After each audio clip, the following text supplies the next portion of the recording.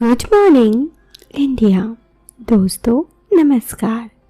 दोस्तों, हमारे चैनल की कहानियाँ रोज़ाना सुनते रहने के लिए आप हमारे चैनल को सब्सक्राइब कर सकते हैं। इस वीडियो के पसंद आने पर आप इस वीडियो को लाइक कर सकते हैं। चलिए इस कहानी को शुरू करते हैं। मैं ध्रुव हूँ और इंदौर का रहने वाला हूँ। मैं दिखने में ठीक ठाक हूँ। उम्र 22 साल है। मैं अभी अपनी इंजीनियरिंग मैकेनिकल स्ट्रीम से कंप्लीट किया हूँ। मेरे माता पिता जबलपुर में रहते हैं। मैं इंदौर में दादा दादी और चाचा चाची के साथ रहता हूँ। मेरे चाचा चाची का एक बेटा भी है। चाची का नाम दीपा और उनकी उम्र 42 साल के पास है। वो एवरेज हाइट की है। देखने में बड़ी ही खूबसूरत है। क्योंकि मुझे अपनी उम्र से बड़ी औरतें बहुत ही पसंद होती हैं, इसलिए मैं उन्हें अपना दिल बस गया। मैं जब इंदौर एडमिशन के लिए आया तो इनके घर खाना खाने आया था। उस टाइम वो घर पर अकेली थी। मैं उन्हें पिछले 3 सालों से चाहता था और उस दिन हिम्मत करके मैंने अपने दिल की बात उन्हें बता दी। वो मेरी बात सुन हंस पड़ी तो मुझे लगा वो सेट हो गई।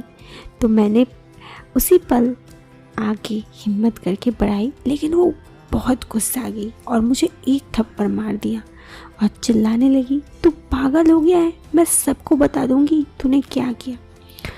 उनके इस बदले हुए रूप को देख मैं डर गया, लेकिन उसी वक्त दादा दादी वापस घर पर आ गए तो मैंने उन्हें तुरंत माफ़ी मांगा और वादा किया कि अब ऐसा नहीं होगा। फिर मैंने दरवाज़ा खोलने चला गया।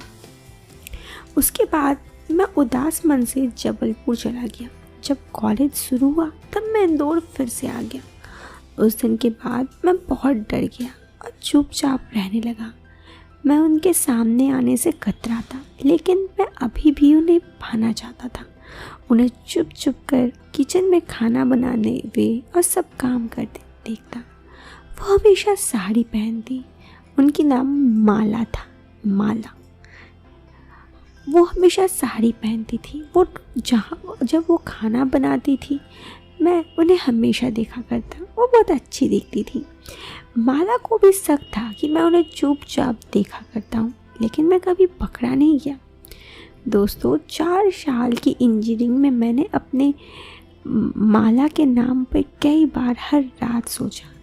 इस बार मेरी इंजीनियरिंग की आखिरी साल थी। फिर अचानक से लॉकडाउन लग गया। लॉकडाउन के वजह से माला के पति और बेटा छत्तीसगढ़ में फंस गए थे। दादा दादी दूसरे रिश्तेदार के घर मेरठ में फंस गए थे। अब इंदौर में सिर्फ मैं और माला बचे थे। मैंने ये मौका हाथ से जाने नहीं देना चाहता था, लेकिन मैं अभी भी उनके साथ किसी भी तरह से बात करने से बहुत डर रहा था। 6 दिन ऐसे ही बीत गए, लेकिन जैसे ही मैंने पहले बताया मैं चुपचाप रहता, ज़्यादा किसी से बात नहीं करता। अभी लॉकडाउन में भी मैं ऐसा ही था। इसी कारण माला थोड़ी बोरियत महसूस करने लगी, क्योंकि घर में उनसे बात करने का कोई था नहीं। 7वें दिन माला नहीं आगे से बात करने आई और मैं उस वक्त कुछ नहीं बोला था। हुआ कुछ यूँ कि उसने मुझे गेम खेलने के लिए कहा। इस खेल में लकड़ियों के चौकोर टुकड़े थे, जिनको 3-3 समूह में खड़ा करके टावर बनाया गया था।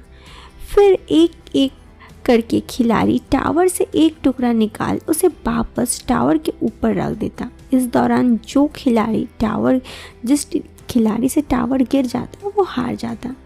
मैं इस खेल को खेलने के लिए माला हाँ कर दी, क्योंकि जब तक किसी खेल में हंसी टड्डा ना हो अच्छा नहीं लगता। मैं पूरे खेल के दौरान चुप रहा। इसी वजह से खेल में भी अच्छा नहीं लगा। मैंने देखा कि माला खेलते समय कुछ ज़्यादा ही मुझसे बात करने आ रही है, मेरी तरफ देख रही है, मगर मैं चुपचाप था, उनसे बात भी नहीं किया। थोड़ी देर बाद माला भी बोर होने लगी। तब मैंने आगे बढ़कर कहा, क्यों ना हम शर्त लगाकर झींगा खेले। जो पहले टावर गिरे वो अपना एक कपड़ा ढक देगा। उन्होंने कहा धत कहकर मुझे डांट दी और उठकर जाने लगी। वो हंस भी पड़ी तो मेरी हिम्मत बढ़ी और मैंने मनाया, शायद लॉकडाउन के अकेलेपन में माला ने हाँ कर दी। दोस्तों, मेरे तो जो ऐसे किस्मत ही चमक गई। हमने खेल शुरू किया और मैंने जानबूझकर टावर गिरा दिया, जिससे मैंने टी शर्ट वहाँ पे रख दी। अब गेम आगे बढ़ती गई। अगला टावर माला से गिरा तो उसने अपनी साड़ी वहाँ पे रख दी।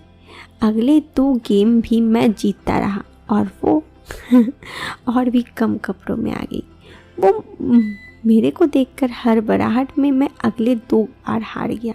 अब मैं हार गया था, इस वजह से मैं भी बस कम ही कपड़े में था। तय ये हुआ कि मैं अगला गेम हार जाए तो वो उठकर चली जाएंगी, लेकिन अगला गेम वो हार गई और उनके और एक कपड़े उन्हें रखना पड़ा। मैं बस उन्हें ही देख रहा था। वो मेरी नज़रों से छुप रही थी। मैं मुस्कुरा रहा था। उन्हें हल्की शर्म भी आ रही थी। मैं कुछ नहीं कहा तो माला भी सहज हो गई। मुझे लगने लगा कि शायद उसके मन में भी कुछ ये है। अब अगला गेम आखिरी खेल था। इस गेम के बाद ये खेल ख़त्म होने वाला था।